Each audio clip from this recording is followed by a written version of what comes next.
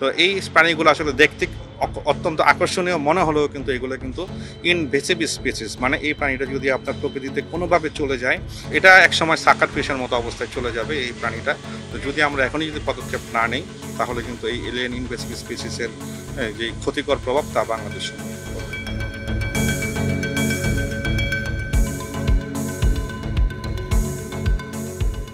বাংলাদেশে বন্যপ্রাণীর পাশাপাশি কিন্তু বিদেশি এক্সোটিক প্রাণীর একটা বিপুল চাহিদা কিন্তু বাংলাদেশে আছে। আপনারা ইতিমধ্যে জানেন পাখি, যে বিদেশি পাখি বাংলাদেশে আমদানি হতো সাইটিস 1 এবং সাইটিস 2 ভুক্ত প্রাণীগুলো কিন্তু বর্তমানে বাংলাদেশে আমদানি সম্পূর্ণরূপে বন্ধ আছে। নন সাইটিস কিছু পাখি আমরা আমদানি করছি।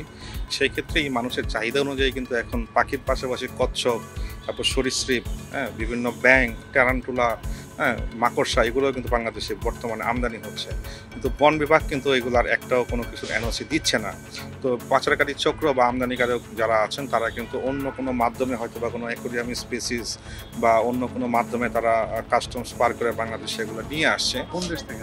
এগুলো মূলত আছে চায়না, থাইল্যান্ড, যেই অঞ্চলগুলো আছে, সেই অঞ্চলগুলো থেকে বাংলাদেশে আছে। তো বিশেষ করে আমি আজকে যেই অভিযানটা যে অভিযানটা হয়েছে সেটার ব্যাপারে বলবো। সেই প্রাণীগুলো আসলে রেড ইয়ার স্লাইডার নামে একটি বন্য কচ্ছপ। সেই কচ্ছপটা হচ্ছে বাংলাদেশের নেটিভ না, কিন্তু এটা হচ্ছে এক্সোটিক স্পিসিস, যা বাংলাদেশে এলিয়েন ইনভেসিভ স্পিসিস হিসেবে কিন্তু আপনার পরিচিত। তো মানুষকে আকর্ষণীয় করার জন্য কিন্তু সেই কচ্ছপগুলোর পিঠের উপর বা ক্যারাবেসের উপর প্লাস্টিকের একটি রঙিন স্টিকার তারা আবৃত করে তারপর সেটাকে নিয়ে এসেছে বাংলাদেশে। এবং কোমলমতি যে বাচ্চারা আছে, সেই বাচ্চাদের হাতে কিন্তু তারা সেই কর্তৃপক্ষ, বিশেষ করে যেই অ্যামিউজমেন্ট পার্কটা আছে, সেই পার্ক কর্তৃপক্ষ বাচ্চাদেরকে এটা আকর্ষণীয়ভাবে ওরা তুলে ধরছে কেনার জন্য। এবং আপনি বিশ্বাস করবেন না, প্রতিটা প্রাণী, আপনার প্রত্যেকটা কচ্ছপ 600 টাকা থেকে 700 টাকা এরকম প্রাইজে বাচ্চাদের কাছে বিক্রি হচ্ছে।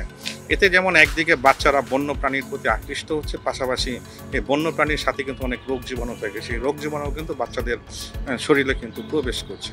তো এই প্রাণীগুলো আসলে দেখতে অত্যন্ত আকর্ষণীয় মনে হলেও কিন্তু এগুলো কিন্তু ইনভেসিভ স্পিসিস, মানে এই প্রাণীটা যদি আপনার প্রকৃতিতে কোনোভাবে চলে যায়, আমাদের প্রকৃতি কিন্তু হুমকির সম্মুখীন হবে। আমি আপনাকে একটা উদাহরণ বলি।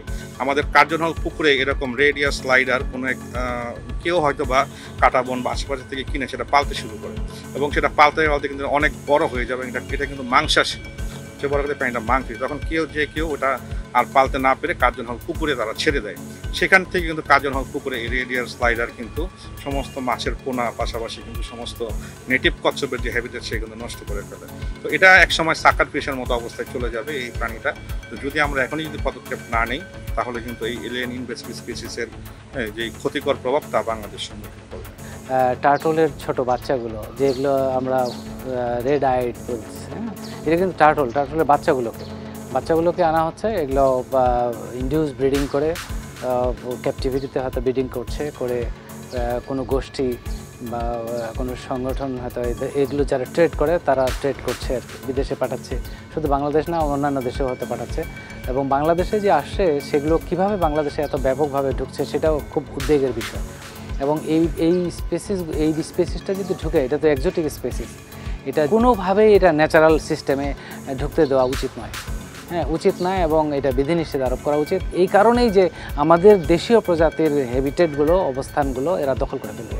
আমরা যদি এটা ক্যাপটিভিটিতেও লালন পালন করি, কোনো পুকুরেই লালন পালন করি, সেই পুকুর যদি কোনো কারণে বন্যার পানিতে ডুবে যায়, তাহলে এগুলো ছড়িয়ে পড়লে এদের ব্রিডিং ক্যাপাসিটি অনেক বেশি হাই, এদের জায়গা দখল করার ক্যাপাসিটি অনেক বেশি হাই, যার ফলে আমাদের দেশীয় প্রজাতিগুলো ধ্বংস হয়ে যাবে।